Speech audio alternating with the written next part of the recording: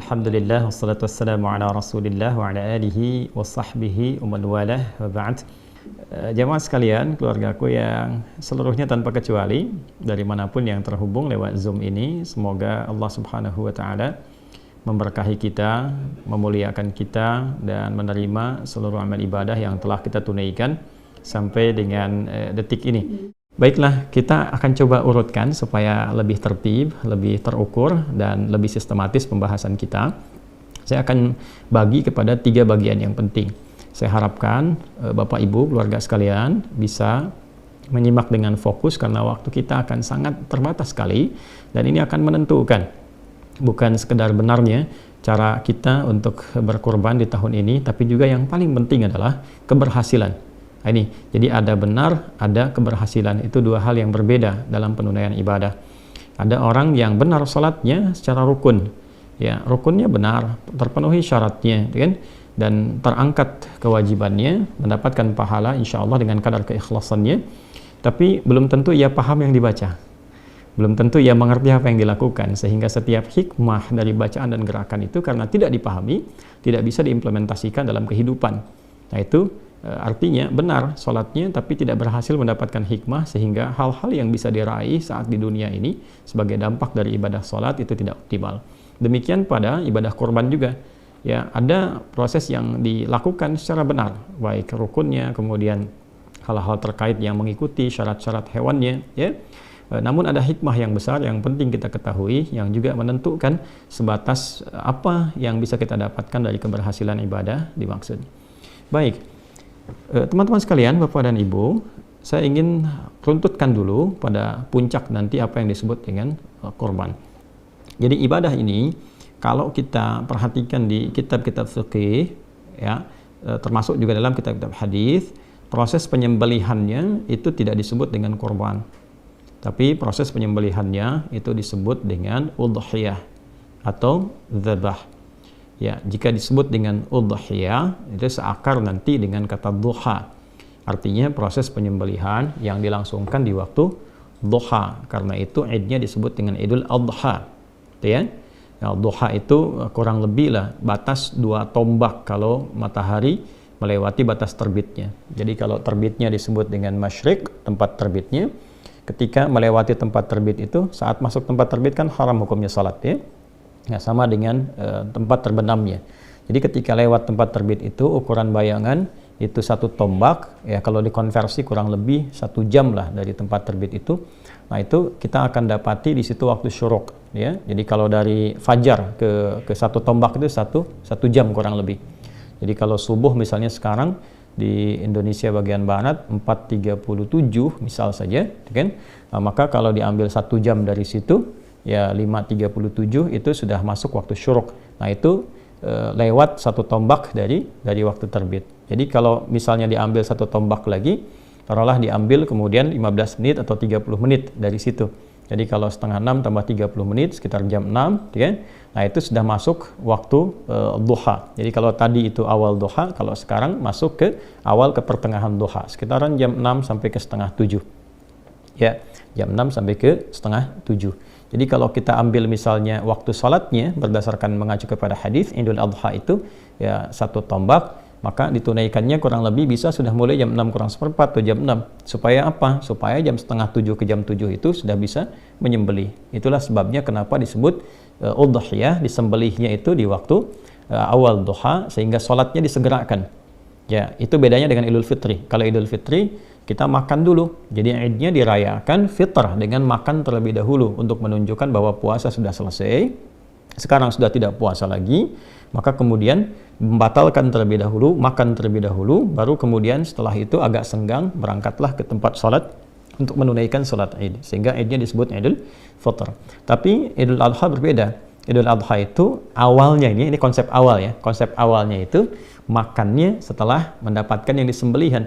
Jadi kenapa sholatnya dipercepat, disembelih kemudian di waktu duha, lalu setelah itu supaya cepat disembelih itu dimasak, bisa dikonsumsi. Jadi yang pertama dimakan itu adalah yang dari hasil sembelihan. Ya, tapi berjalannya waktu memberikan kesan bahwa ini dulu bila itu mudah untuk dilakukan. Bila kemudian tidak mudah untuk dilakukan dan berbeda situasinya, maka tetap menjadi amalan sunnah tetapi barangkali yang dikonsumsinya berbeda. Yang penting ada sesuatu yang dimakan. Jadi sunnahnya dari sebelum sholat id itu tidak makan dulu, ya, baru setelah menunaikan sholat id makan, sekedar untuk mengikuti tuntunan sunnah Nabi Sallallahu Alaihi Wasallam. Bisa misalnya makan apa saja yang kira-kira bisa untuk dimakan. Yang saya ingin katakan adalah kenapa disebut dengan udhiyah, proses penyembelihannya, ingin memberikan kesan bahwa sembelihannya berlangsung di waktu duha. Kemudian prosesnya sembelihannya disebut dzabah namanya. Dzabah itu untuk hewan yang dijatuhkan dulu. Jadi kalau ada sapi, kerbau, kambing dan sejenisnya kemudian akan disembelih dan dia dijatuhkan terlebih dahulu baru kemudian disembelih, itu disebut dengan dzabah, dari kata dzabaha. Tapi kalau hewannya tidak dijatuhkan dulu, ya, langsung disembelih dalam posisi dia berdirinya, biasanya unta yang seperti itu disebut dengan nahar. Di surat Al-Kautsar itu kita dapatkan kata nahar, inna a'tainakal kautsar fasalli li rabbika wanhar. Jadi spirit ayat ini ingin mengatakan kalau kita sudah diberikan oleh Allah karunia berlimpah, sudah sukses, kan? Jangan lupa sama Allah yang menitipkan. Toh kan sebelumnya kita berdoa, banyak minta sama Allah, begitu dikasih lupa sama Allahnya, ya. Maka cara mensyukuri semua nikmat ketika diberikan itu perbanyak konektivitas dengan Allah. Yang pertama adalah ibadah lewat fisik, salat, fasalli, banyak salat, tambah tahajud, tambah salat sunnah. Kemudian yang kedua, beribadah lewat harta. Yang enggak semua orang bisa lakukan, wanhar. Ya, di era Nabi itu menyembelih unta termasuk yang paling tinggi karena unta kan nggak semua orang bisa dapatkan, ya. Jadi maksudnya apa? Kalau sudah sukses, jangan murah dalam berbagi. Toh yang dititipkan pun bukan punya kita juga, supaya harta bertambah, Allah makin sayang, ya semakin banyak berbagi. Itu dua sikap bagi insan beriman. Singkatnya, dalam narasi baik di Quran ataupun di hadis tidak ditemukan kata korban. Sekarang kenapa menggunakan kata korban? Ya, dan tema besarnya pun tebar korban, ya kan? Bukan tebar hewan, kan? Tebar korban, dan bukan tebar dzabah, bukan tebar udhiyah. Nah, di titik ini yang ingin saya garis bawahi, dan saya akan sedikit mengilustrasikan, barangkali juga sedikit berdiri supaya saya bisa menuliskan sesuatu yang Bapak Ibu bisa lihat, dan ini titik yang paling penting. Kalau tidak ada ini, saya tidak akan adakan Zoom. Ya, cukup bagi Bapak Ibu kemudian menitipkan barangkali, lalu kita berikan waktunya, lalu diberikan bimbingan doanya, dihafalkan, selesai. Tapi ini yang ingin saya pastikan, jangan sampai, mohon maaf ya, usaha yang kita optimalkan baik dari hartanya, kan tidak mudah itu untuk mendapatkan harta yang dimaksudkan, ya. Kemudian juga waktu dan sebagainya tidak sia-sia.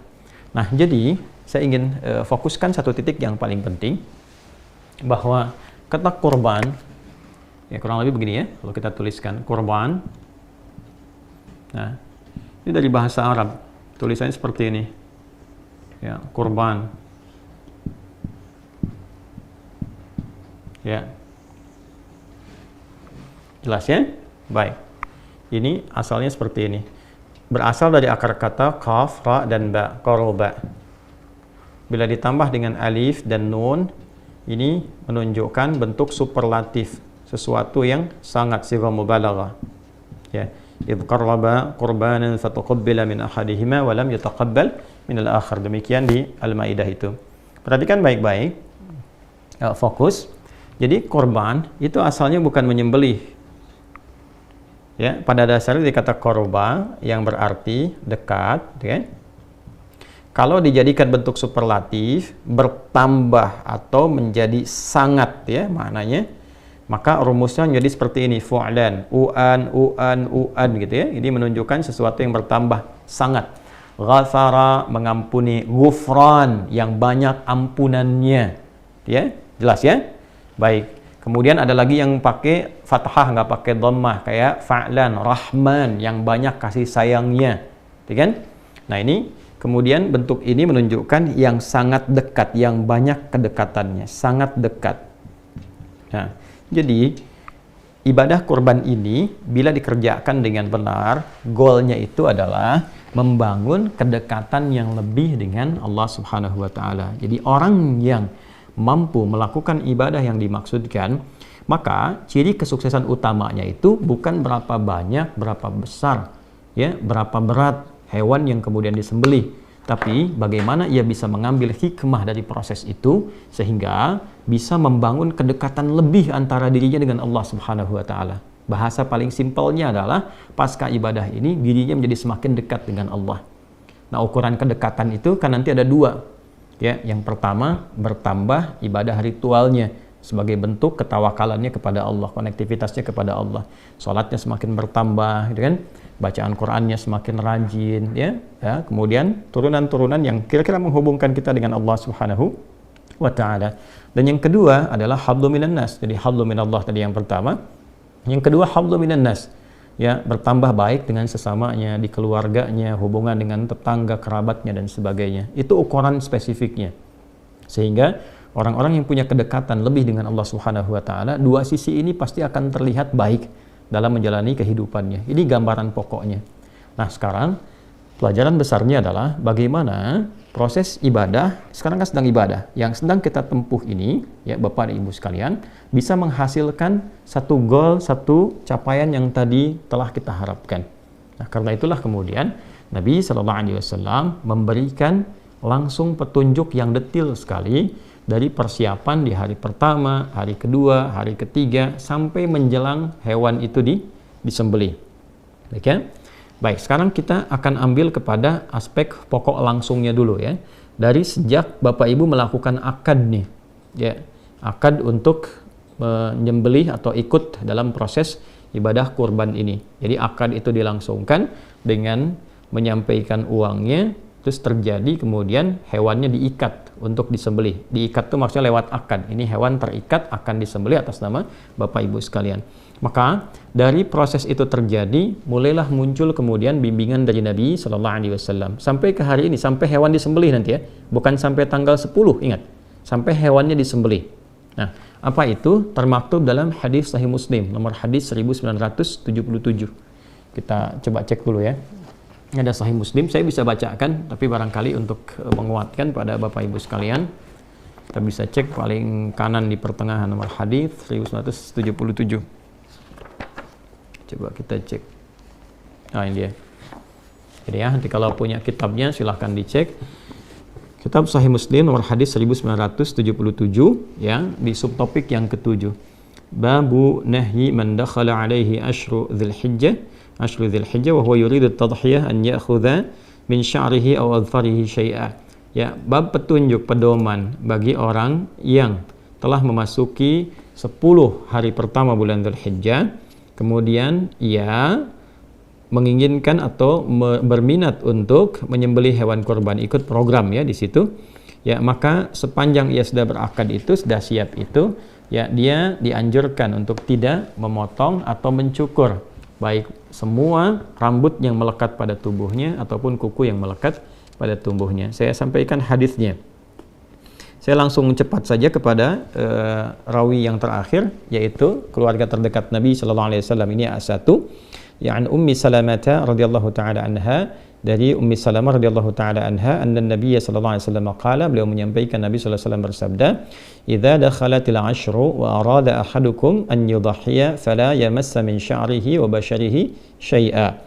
Qila li Sufyan fa inna ba'dahum la yarfa'uhu qala lakinni arfa'uhu. Ya, secara singkat, jika telah masuk 10 hari pertama bulan Dzulhijjah, ya di tanggal 1 sampai dengan tanggal 10 nanti, wa arada ahadukum an yudhhiya, dan ada di antara kita yang sudah berniat, berencana gitu kan untuk mengikuti proses penyembelihan dalam arti ikut ibadah kurban seperti yang kita istilahkan, fala yamassa min sya'rihi wa basharihi syai'a, maka Nabi menganjurkan, ini sunnah ya, hukumnya sunnah yang sangat ditekankan, sunnah muakkadah, untuk tidak menyentuh, maksudnya tidak mensyukur kan seluruh rambut yang melekat pada tubuhnya, kemudian juga dan tidak memotong kukunya ya. Ini gambaran yang pertama. Nah, saya ingin sampaikan begini, jadi ada sunnah yang pertama dianjurkan sampai hewan kurbannya disembelih. Nah, hewan kurban disembelih sekali lagi untuk semua program yang melekat bagi kita semua, insya Allah hewan kurbannya ya, disembelihnya di hari Kamis ya, sesuai dengan jadwal. Bila ada perubahan sesuai dengan daerahnya, itu akan diinfokan segera. Tapi insya Allah tidak ada yang disembelih besok. Ya, sekalipun menunaikan sholatnya misalnya ada yang besok, tapi disembelihnya pada hari keesokan harinya untuk menyiapkan lebih mudah lagi gitu ya, supaya juga diinfokannya bisa serentakkan kurban itu luas. Bisa hari ke-10, 11, 12, 13. Jadi kalau ada kesibukan di hari saat menunaikan sholat, maka keesokan harinya itu bisa lebih lapang. Nah, kemudian jadi sampai hari disembelih itu, begitu diinfokan hewan Bapak Ibu disembelih, Nah, sampai ke titik itu jangan dulu potong kuku ya. Ya, termasuk rambut yang melekat di tubuh. Ya, bukan bulu. Kalau bulu itu ayam, unggas, ya, sapi, ya, itu bulu. Kalau di manusia itu rambut ya. Jadi tidak dipotong dulu, kuku juga jangan dulu dipotong dulu. Ya, ini jangan dulu dipotong. Kemudian yang melekat di tubuh jangan dipotong dulu sampai nanti hewan kurbannya itu disembelih. Nah, pertanyaannya kenapa? Ini poinnya. Kenapa? Karena nanti ada juga penafsiran lain yang dimaksudkan hewannya. Tapi kalau saya lebih cenderung kepada orangnya, bukan hewan. Saya ulang ya.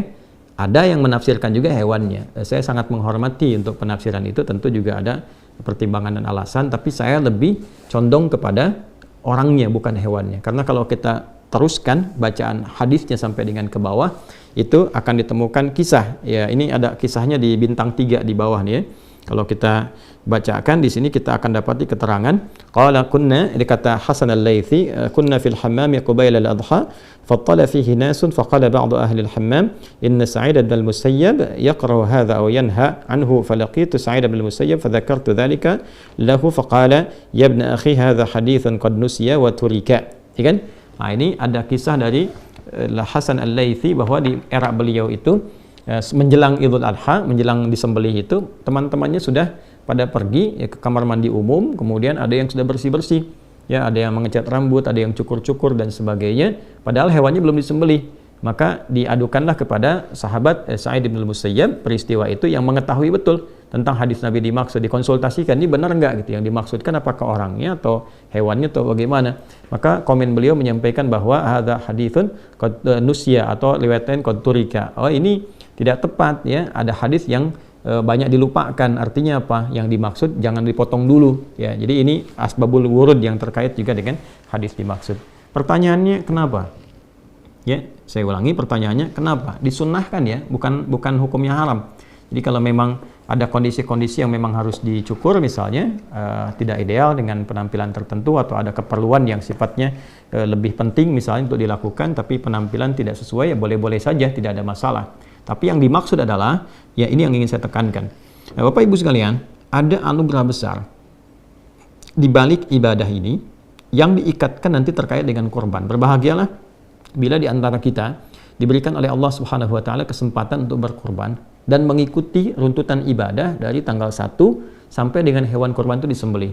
Karena itu esensinya, itu menghadirkan nilai yang sama seperti orang yang haji. Walau dia tidak berhaji, ingat.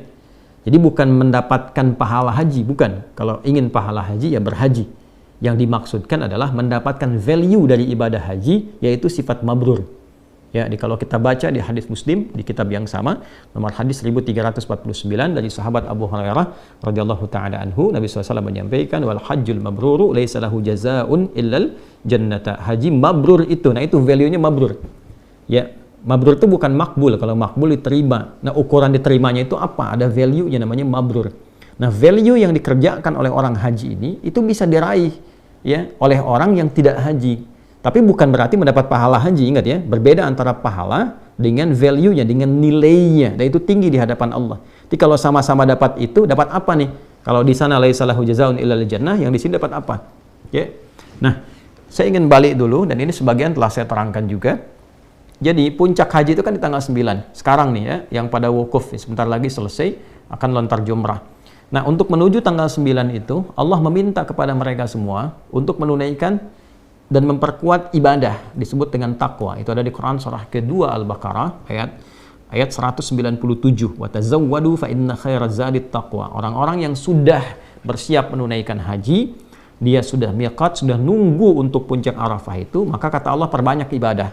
Perbanyak ibadah, perbanyak ibadah. Supaya apa? Supaya ketika masuk ke tanggal 9 puncaknya sudah ada koneksi yang kuat ya.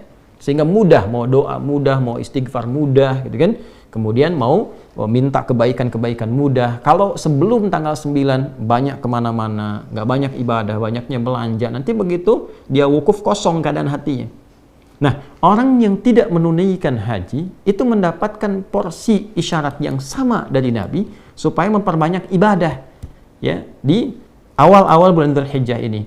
Dari mana taunya? Nanti kita temukan misalnya di Al-Bukhari nomor hadis 969. dari Ibnu Abbas radhiyallahu taala anhuma, Nabi SAW menyampaikan, ma min ayyam al-amalu salihu fiha ahabbu au fihinna ahabbu ila Allah min hadhil ayyam al-ashr. Tidak ada satupun perjalanan hari ya saat seseorang menunaikan amal saleh itu naik status amal solehnya dicintai oleh Allah, yaitu 10 hari pertama di bulan Dzulhijjah. Jadi ketika orang yang haji itu perbanyak ibadah, orang yang tidak haji pun, kita ini maksudnya di sini ya, itu diminta oleh Nabi sama lakukan ibadah juga. Ya, tingkatkan sholat, latihan banyak puasa, kemudian berusaha banyak Quran, berusaha banyak baca Quran atau interaksi atau berzikir, gitu kan?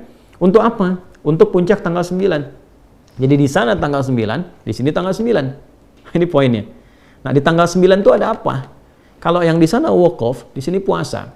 Jadi kalau kita ambil yang di sana wukuf, di sini puasa. Puasanya kita bisa lihat misalnya di hadis riwayat At-Tirmidzi nomor hadis 749. Ya, dari Nabi sallallahu alaihi wasallam beliau menyampaikan, siyamu yaumi arafah anni ahtasibu 'ala Allah ay yukaffira sanata allati ba'daha wa sanata allati qablaha. Ini poinnya penting sekali nih, Bu, ya, Bapak, teman-teman sekalian.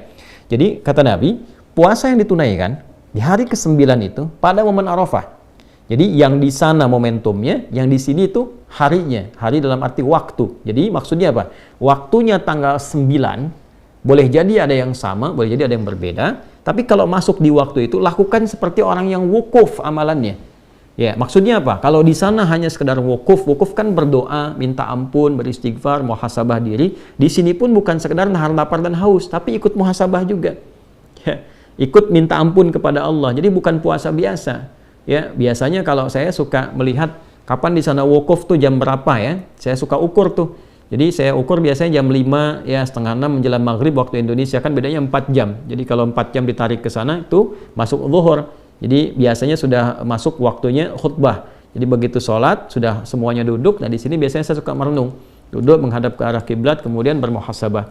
Yang dimaksudkan kita puasa tanggal 9 ya, kemudian diisi dengan amalan-amalan seperti orang wukuf. Tapi yang wukuf itu yang di sana, bukan kita di sini. Ya, tapi amalannya bisa kita lakukan serupa. Dalam arti apa? Dalam arti muhasabah, introspeksi diri.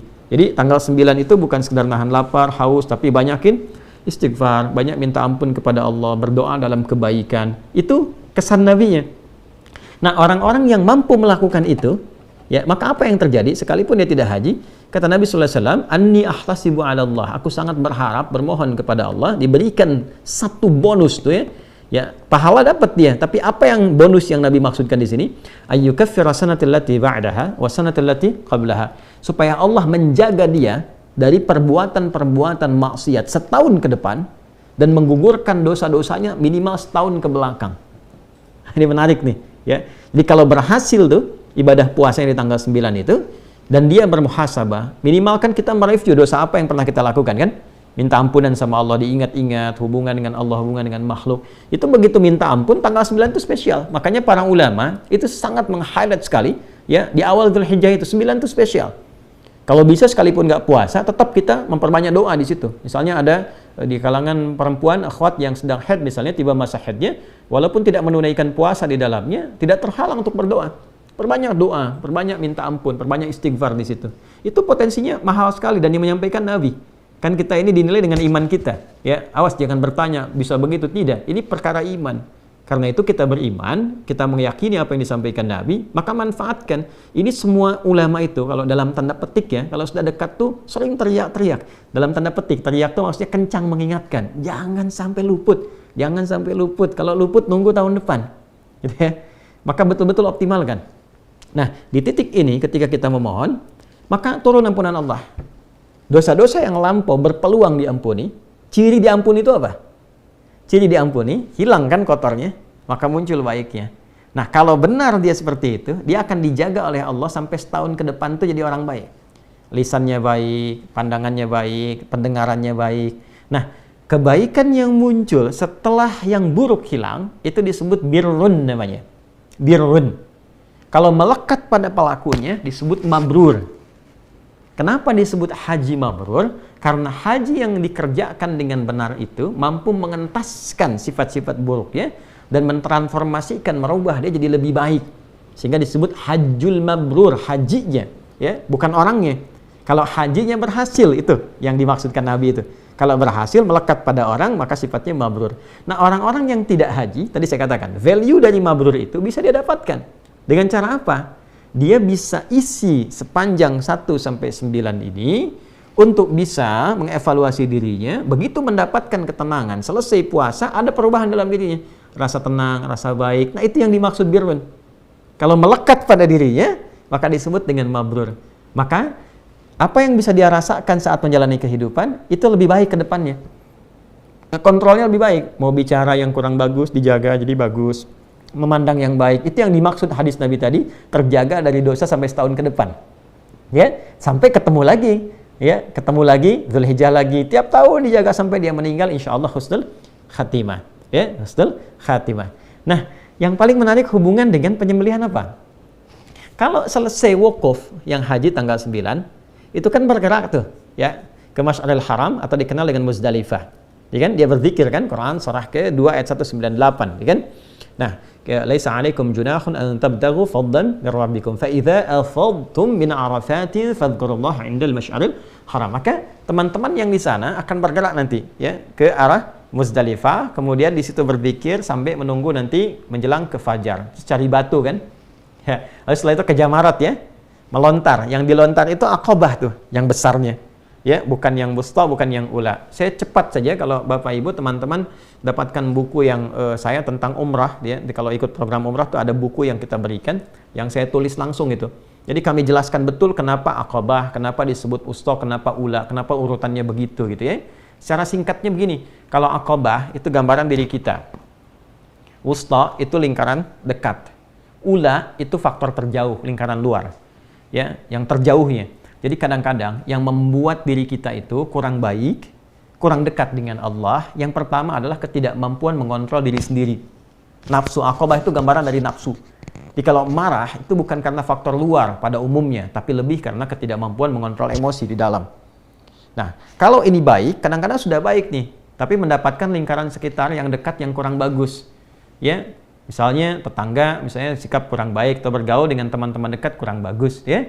Atau teman-teman dekat bagus, di keluarga bagus, tapi ditempatkan di tempat kerja, ketemu teman jauh, kena pengaruh yang kurang bagus. Yang dekat itu disebut dengan wusta, lingkaran sekitaran, ula itu yang terjauh. Walal akhiratu khairul laka minal ula. Aqabah itu pribadi. Karena itu, dari Muzdalifah, yang dilontar itu bukan yang wusta, bukan yang ula, tapi yang Aqabah. Dan perhatikan kalimatnya, Bismillahirrahmanirrahim. Bismillahirrahmanirrahim. Bismillahirrahmanirrahim sampai 7 kali. Setelah itu menghadap ke arah Ka'bah, ya, ke Masjidil Haram, lalu berdoa, ya kan? Inni wajjahtu wajhiya lilladzi fataras samawati wal arda hanifan muslima wa ma ana minal musyrikin. Inna salati wa nusuki wa mahyaya wa mamati lillahi rabbil alamin. La syarika lahu wa bidzalika umirtu wa ana minal muslimin. Baik. Perhatikan baik-baik. Begitu dilontar, lontaran itu dimohonkan dengan doa untuk menggugurkan sifat buruk yang ada dalam diri. Menggugurkan keburukan yang ada dalam nafsu. Baik ya?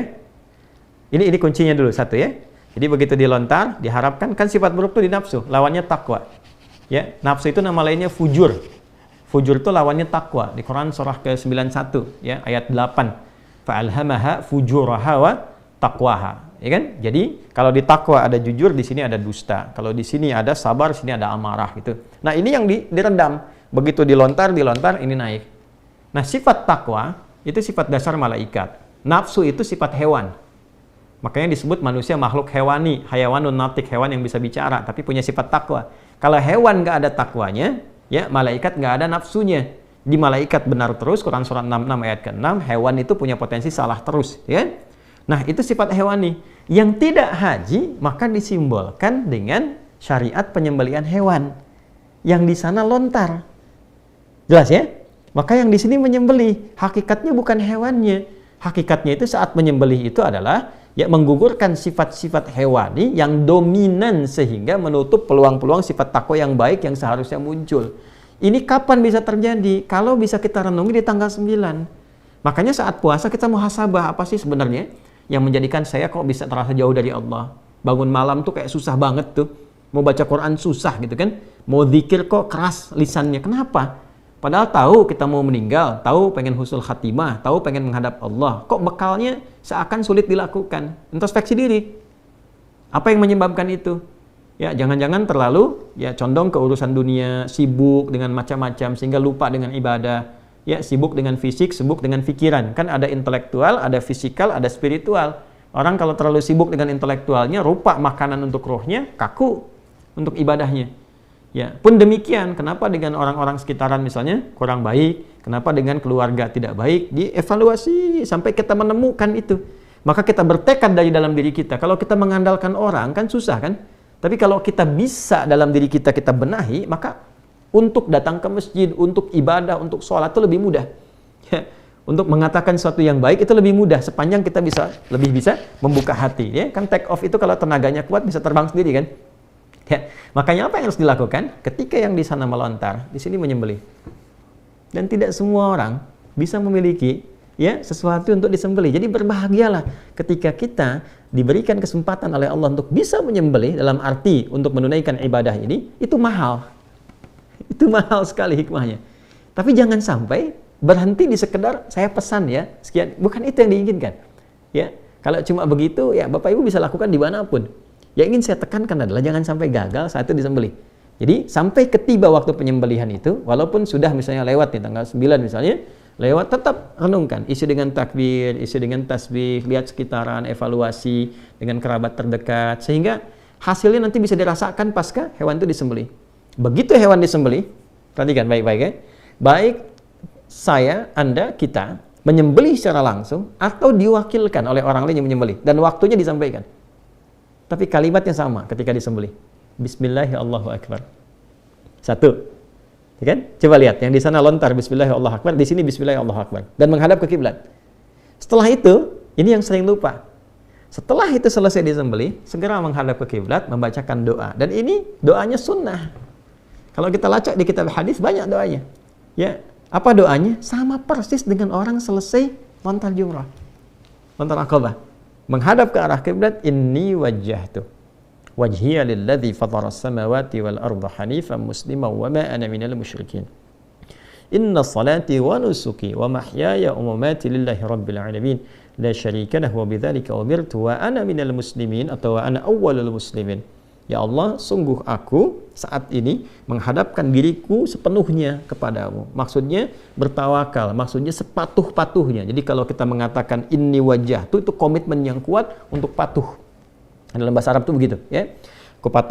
Hadapkan diriku sepenuhnya kepadamu penguasa langit dan bumi. Sungguh sekalipun aku sholat, aku ibadah, ya manasik, ya atau aku menyembelih sampai sekarang, atau bahkan aku hidup atau aku wafat saat ini, ya aku semua jadikan tawakal kepadamu.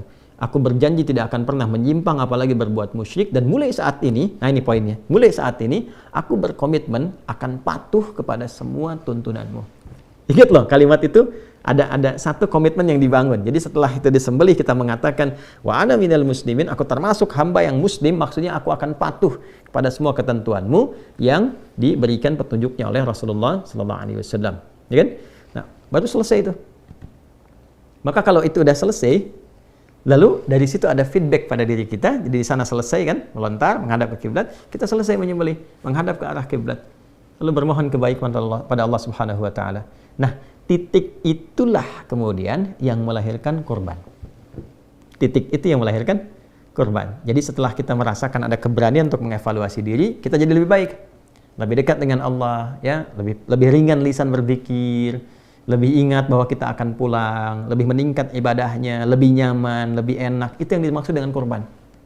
Ya, makanya ibadahnya, kenapa para ulama memperkenalkan nama kurbannya bukan penyembelihannya, untuk memberikan kesan pengingat yang kuat kepada kita, yang diharapkan itu perubahannya, bukan sekedar hewannya.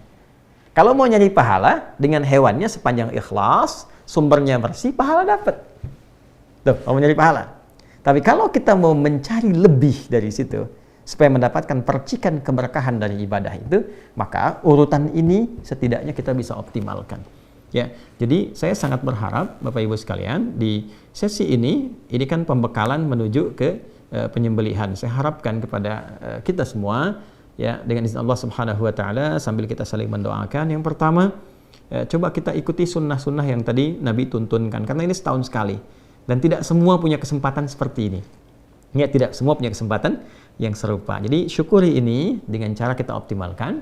Yang kedua, kita saling mendoakan dulu untuk semua supaya Allah kasih kemudahan, ya.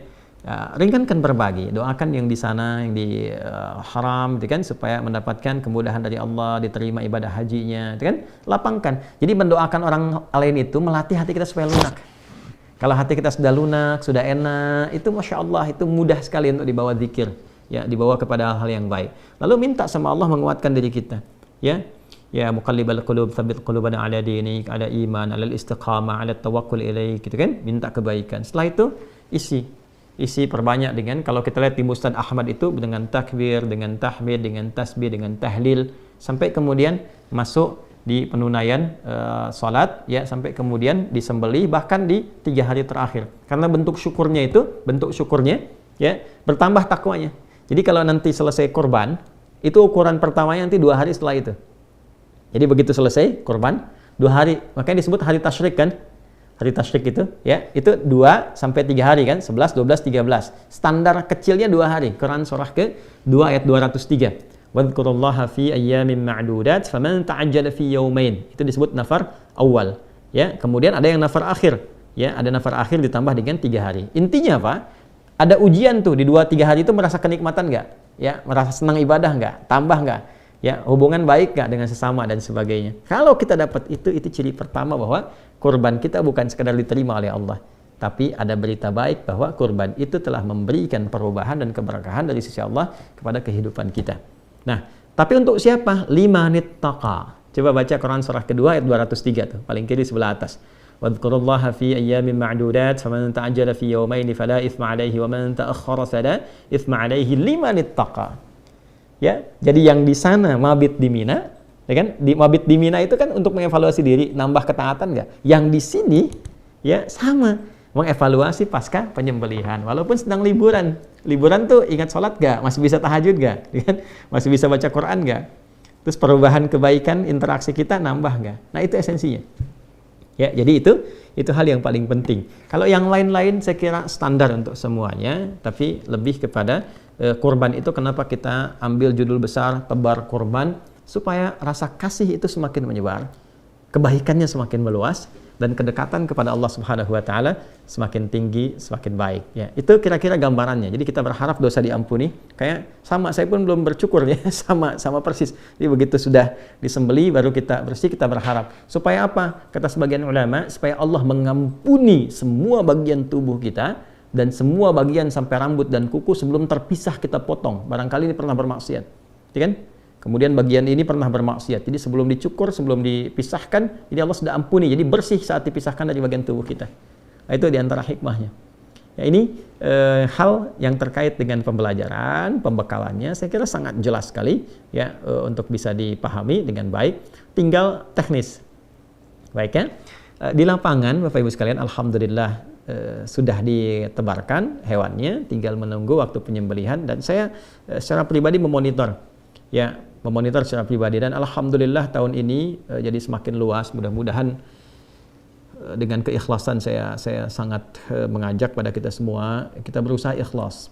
Ikhlas itu sudah melapangkan semua apa yang telah dikerjakan, tawakal pada Allah. Jadi hasilnya serahkan pada Allah. Yang penting kita sudah ikhtiar, ya.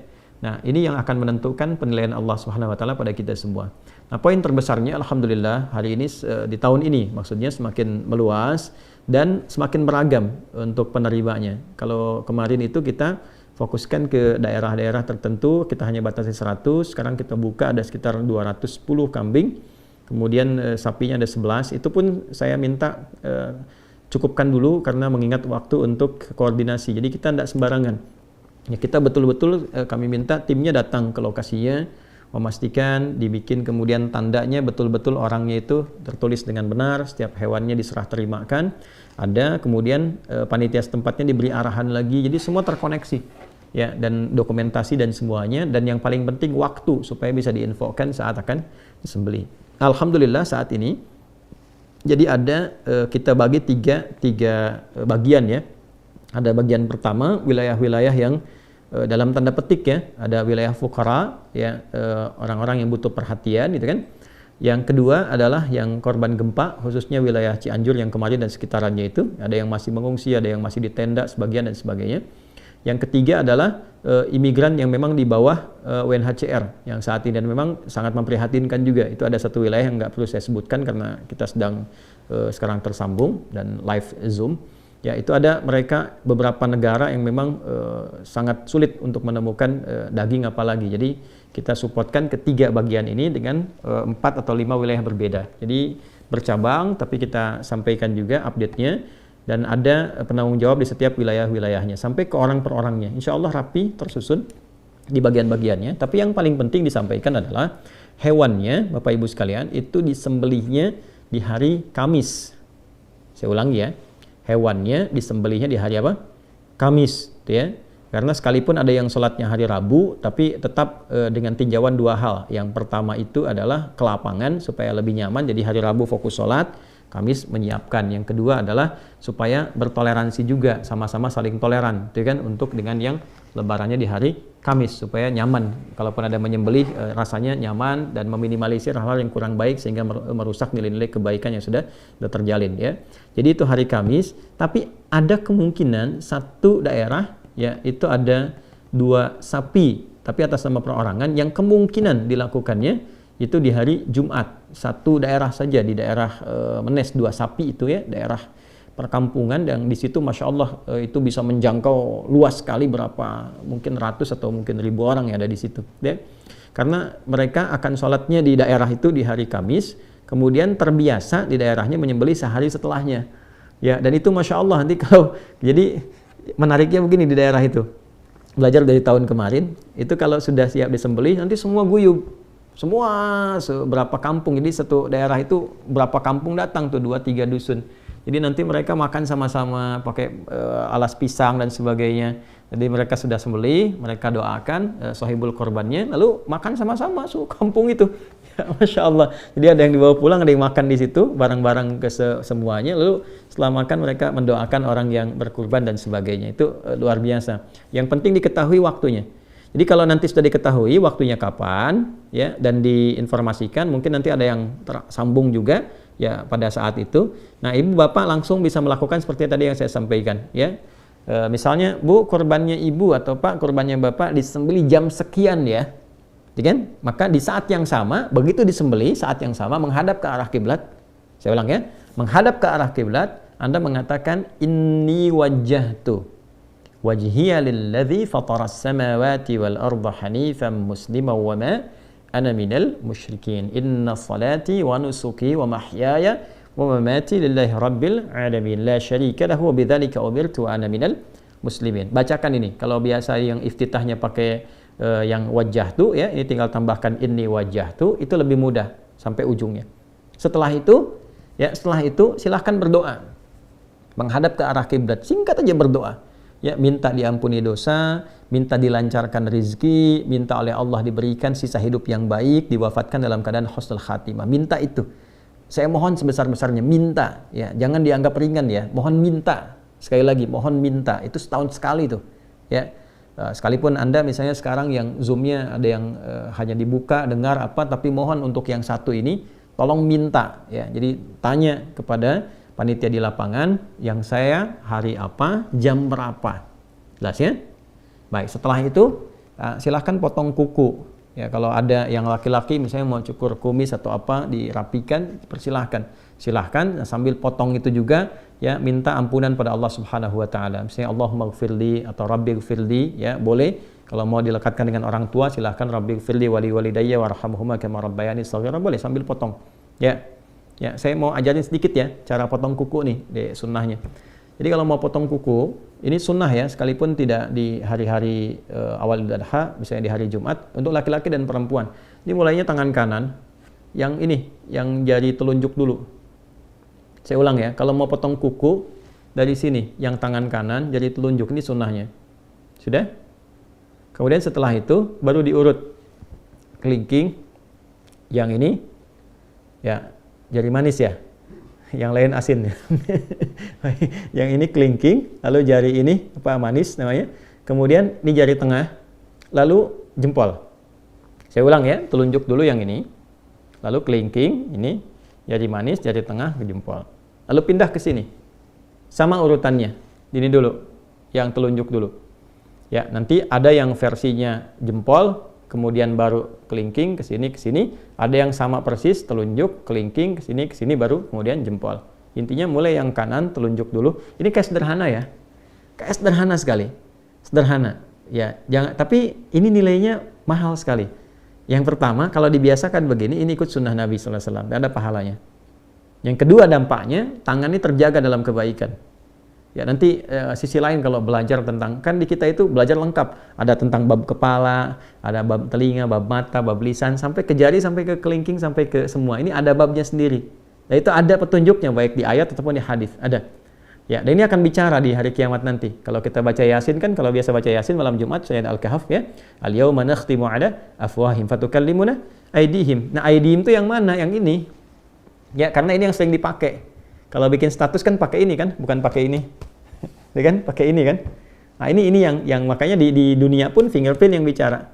Ya, sidik jari yang bicara. Nah, ini nanti ada kaitan dengan itu. Jadi, gambaran kalau mau potong kuku. Jadi, silahkan nanti menghadap ke arah kiblat. Doanya tadi sudah saya sampaikan. Lalu potong kuku seperti yang saya utarakan tadi caranya. Setelah itu selesai, tinggal perbanyak takbir. Ya, lalu diisi dengan tasbih, tahmid, tahlil di 2 hari pasca itu. Sampai mendapatkan ketenangan. Jadi, bukan berapa banyaknya, tapi baca sampai hati kita tersentuh. Merasakan kenikmatan lewat itu sehingga terjadi perubahan. Nah, itu yang dimaksud kurban. Ya, karena itu kami buka programnya kurban, bukan penyembelihan. Ya, kan semua mudah-mudahan berhasil. Ya, saya kira itu Bapak Ibu sekalian, semoga semua dirahmati oleh Allah Subhanahu wa taala. Semoga dilancarkan dan dimudahkan. Ya, selebihnya